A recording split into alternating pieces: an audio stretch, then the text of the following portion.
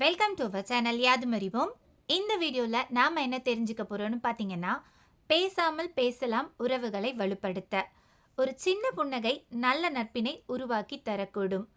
உடல் பேசும் மொழி வார்த்தைகளை விட சக்தி வாய்ந்ததுன்னு சொல்லுவாங்க. ஸோ அந்த மாதிரி ஒரு வழி தான் இந்த நுஞ்ச். ஸோ நுஞ்ச்னா என்ன, இதை எங்கே யூஸ் பண்ணாங்க, நாம் எப்படி கற்றுக்கலான்னு தெரிஞ்சுக்கலாம். ஸோ எல்லாரையுமே நம்ம கண் பார்வையினாலேயே எடை போட்டு அவங்கள கவரக்கூடிய ஒரு வழி தான் இந்த நுஞ்ச்.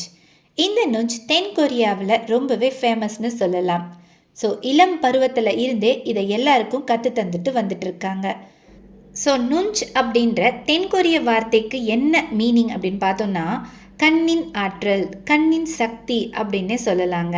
ஸோ கண்ணால் பார்த்த உடனே ஒருவரை அளந்து அவங்களுடைய நடை, உடை, பாவனை, உடல் பேசும் மொழி, இது எல்லாத்தையுமே சுலபமாக ஒருவரை பற்றி நம்ம ஈஸியாக தெரிஞ்சுக்கிட்டு அவங்கள நம்ம பக்கம் கவர்ந்து இழுத்துக்கொள்கிற ஒரு வழி தான் இந்த நுஞ்சுன்னு சொல்கிறாங்க. இந்த நுஞ்ச் நமக்கு ரொம்பவே ஹெல்ப்ஃபுல்லாக இருக்குமாங்க.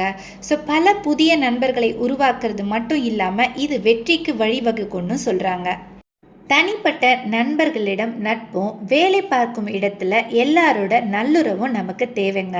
ஸோ ஒருவரை புதுசாக பார்க்குறோன்னு வச்சுக்கோங்களேன், அவங்களுக்கு பேசுகிறதுக்கான வாய்ப்பை நாம் கொடுக்கணும். ஸோ இதுதான் நுஞ்சுடைய அபாரமான உத்தியாம்.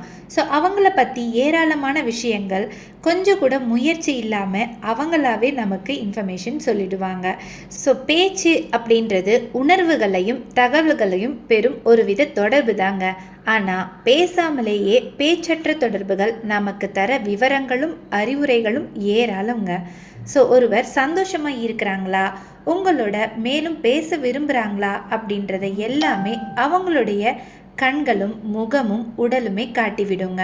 ஸோ சுற்றி என்ன நடக்குது அப்படின்றத ஒரு முறை பார்த்துட்டு வேகமாக சிந்திக்க நுஞ்ச் உதவுங்க.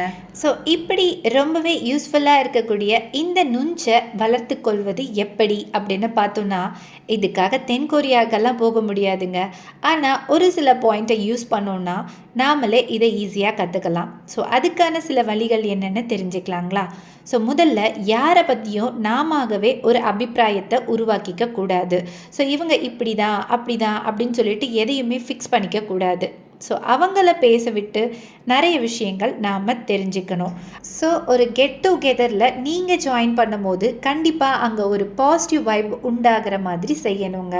ஸோ நம்ம கண்ணை பார்க்கும் போதே அவங்க நம்மக்கிட்ட ஆட்டோமேட்டிக்காக ஃப்ரெண்ட்ஷிப் ஆகிடணும்.